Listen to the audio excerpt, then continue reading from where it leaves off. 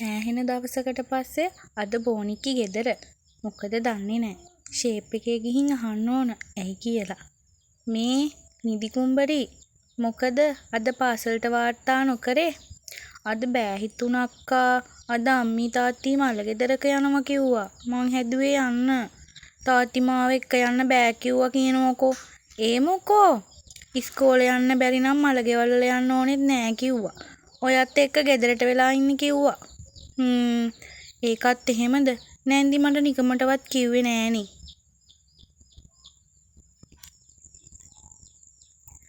කොහෙ කියන්නද අක්කා? මටත් මේ ඇහිලා තමයි යන්න නැටුවේ. ඒත් එක්කම නැන්දි ආව මාව හොයන්. දෝනි පුතේ අපිට හදිසියෙ මල ගෙදරක යන්න වෙලා තියෙනවා. කෑම නම් හැදුවේ නෑ මම් මුකුත්. ඔයාටයි නංගිටයි මොනවා හරි හදාගන්න පුළුවන් නේද? දවල්ට සුදු අයියා කෑම මොනවා හරි ගෙනත් දෙයි. ඒත් නැන්දි කොහෙද මේ හදිසියෙ මල ගෙදරක් වෙලා තියෙන්නේ? මේ මාමිගේ යාළුවෙක් පුතේ ඊයලු නැති වෙලා තියෙන්නේ. මාමිට ආරංචි වුණේ දැන් ටිකකට කලින්. අද මිනිහ ගන්නවලු. නොගිහින් බෑනේ. අපි උදෙන්ම ගියොත් මිනිහ ගන්න වෙලාවට වගේවත් යන්න පුළුවන් වෙයි. නැන්දි හෙටයි මෙහෙටයි දුව ලෑස්ති වෙන ගමන් තමයි ඔය කියන්නේ. නිලෝ හරිද? හරි යමු. මේ ඔන්න දෙන්න කොහෙවත් යනව හැම නෙමෙයි. අයියා කොයි වෙලේ ගෙදර එයිද දන්නේ නැහැ. ඒ එන වෙලාවට ගෙදර හිටියේ නැත්නම් දෙන්නටම හොඳට කන්න වෙයි. බේර ගන්න අපිත් නෑනේ.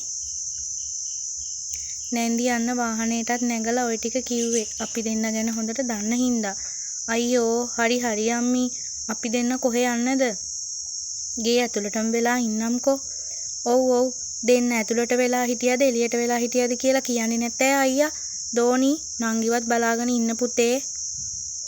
අපි පුළුවන් තරම් ඉක්මනට එනවා. හරිද? හරි මාමි. ඔයාලා පරිස්සමට ගිහින් එන්න. මං නංගිව බලාගෙන ඉන්නම්. එහෙම කිව්වට පස්සේ එයාලා දෙන්න ගියා.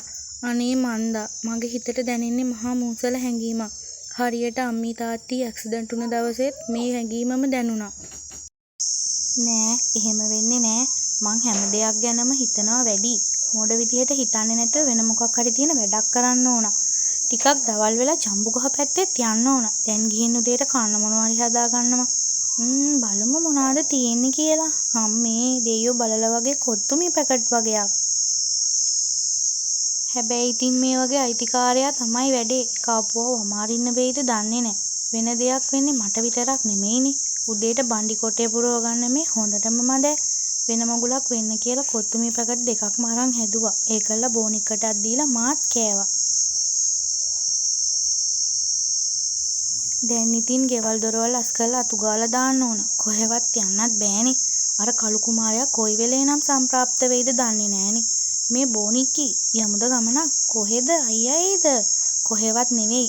අර ජම්බු ගහට ලුණු ටිකක් ගන්නවකෝ පිඟානකට දාලා. ලුණු ගන්නමකෝ අරන් එනවා හරිද? එහෙම කියලා මං නැග්ග ජම්බු ගහේ තියෙන පාත මත්තට. අක්කා මාවත් ගන්නවකෝ මටත් එන්න ඕන ඔයා ඉන්න තැනට. මල වදේ ගහකටවත් නගින්න දන්නේ නෑනේ.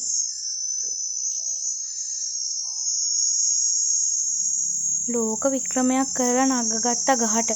මේ ගොඩක් කන්න එපා හරිද? වමනයයි ගෙදරත් කවුරුත් නෑ.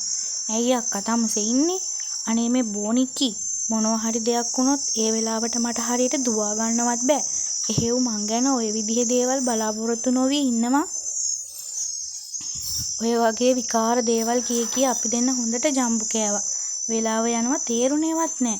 මොකක් හරි දෙයක් අල්ලන් හයියෙන් hina වෙවි ඉද්දි එකපාරටම ඇහුනේ කළු කුමාරයාගේ වොයිස් එක. දෙන්නම බහැපියව බිමට.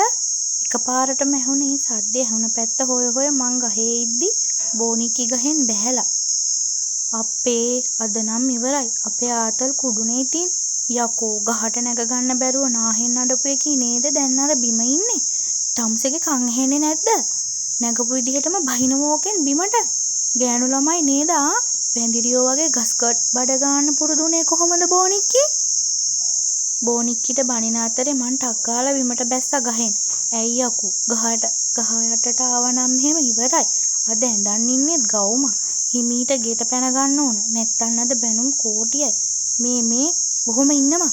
තම්සේ කොහෙද ඔය හොරාට යන්නේ? නෑ මං මේ මං හුන් නෙමෙයි. ගෑනු ළමයි ඉන්න ඕන ගෑනු ළමයි විදිහට. එහෙම නැතුව කොල්ලෝ වගේ ගස් බඩ ගන්නයි රස් යදුවේ යන්නයි නැතුව. අනික වැඳිරියෝ දෙන්න වගේ ගහක් උඩට වෙලා ඉන්නවා මේ පැත්තේ. අර ඉස්සරහ දොර හායි ගාලා ඇරලා දාලා. හොරෙක් පැන්නත් දෙන්න දන්නේ නැහැ. යනවා දෙන්නම් මගේ මූණ දිහා බලන් ඉන්නේ නැතුව කන්න වගේ. අපේ අම්මිත් දෙන්නෙක්ට ගේ බලා ගන්න කියලා ගමනක් ගියාම දැ මං නොඑන්න ගේ බලා ගන්න දීපු උන් දෙන්නමත් හොයාගන්න වෙන්නේ පොලිසිය දම්මලා. එහෙම අනම්මනම් ගොඩක් එකේ සුදු අයියා ගියා. ඒ අතරේ අපි දෙන්න හිමීට ගෙට රිංග ගත්තා. මේ ගහට නගින්න බෑ කියලා මගේ කරට නැගලා නේ නැගගත්තේ. ඔව් ඉතින් එතකොට බහිද්දි කොහොමද බැස්සේ? අනේ මන්ද අක්කා අපේ අයියාගේ කටහඬ ඇහුණා විතරයි මං බහැපු විදිය මංවත් දන්නේ නැහැ. මේ ඒක නෙමෙයි අක්කා. දැන් වෙලාව කීයද? අර බලනෝකෝ අපිට කන්නත් තරන්න ඇවිත් වගේ. මොන වුණත් අක්කා හිත හොඳ පොරක් නේ අපේ අයියා. මේ පිස්සු මඟුල කට වහගන්නවා. ඕක ඇහුනොත් දවල්ටත් නොකා තමයි ඉන්න වෙන්නේ. දන්නවනේ ඔය හිත හොඳ පොරගේ තරම. ඒක නම් ඇත්තහලෝ හරි. මොනවද ඔය ඔතන කුටු කුටු ගාන්නේ? ඔය කෑම කනවලා මං යනවා මේ ළඟට පොඩ්ඩක්. මේ අයියා කියන්න මොනවා හරි ඕනද? තාමසේ ඔය ජන්ඩි පැහැට ඇඳලා යන්නේ අර උඩැක්කිය හම්බ වෙන්න නේද? මොන උඩැක්කියද? බෝනික්කි මං කියලා තියෙනවා ඔයාට උඩැක්කිය උඩ ගගා අපහාස කරන්න එපා කියලා. අනේ මේ මං අකමැති අයට මං එහෙම තමයි කතා කරන්නේ. ඇයි බෝනික්කි ඔයා ඔච්චර අකමැති? බලන්න එයා මෙහෙ එනකොට ඔයාට කොච්චරනම් දේවල් ගේනවද කියලා. ඇත්තද? ඔයා හිතනවා නම් මං ඒව ගන්නවා කියලා ඔයාට වැරදිලා. ඕන මගුලක් කරගන්නවා ඒවට. මට වැඩක් නැහැ. මං යනවා. දෙන්නත් එක්ක ගෙට වෙලා ඉන්නවා. මං ඉක්මනට එනවා. බෝනික්කිටත් එහෙම හයියෙන් කියලා එයා ගියා එයාගේ කාර් එකේ වේගෙන් යන්න. අද නම් මගේ හිත සෑහෙන දවසකට පස්සේ රිදුනා. අනේ මගේ ආදරේ කියන්න තිබ්බනම්. බෝනික්කිත් කන්නෙම නැතුව ගියා යන්න. මටත් කන්න ඕන නැහැ. මාත් නිදා ගන්නවා. අදත් සිහින කුමර පොතේ පිටුවක් පිරෙන්න ලියලා ඒ පොත අස්සෙම දාලා තිබුණේ යාගේ පොඩි ෆොටෝ එක දිහා ටිකක් වෙලා බලන් ඉඳලා මං නිදාගත්තේ. නිින්ද හිටපු මං උඩ ගිහින් හැරුණේ සහලෙන් ඇහෙන ഘോഷාවට. යකෝ මුන්ගේ පුදුම ලොකුකමක්නේ තියෙන්නේ. කියපු මගුලකුත් නැහැ. මට රිදෙන්න වෙන්නේ නැති කාලා නැත්තේ. අම්මී තාත්ති එන්න රෑ වෙනවා කිව්වා. ඒනකන් හිටපියව බඩගින්නේ. මේ බත් දෙක දානවා බල්ලන්ට. එහෙම කිය හොඳටම බනිනවා. බෝනික්කිගෙත් සද්දයක් නැහැ. දැන් මං ගියොත් මෙතෙන්ට මට තමයි බනින්නේ. මම මොකටද බැනුම් අහන්නේ? එහෙම හිතලා මං තව පාරක් ඇඳට වැටුනේ S2ත්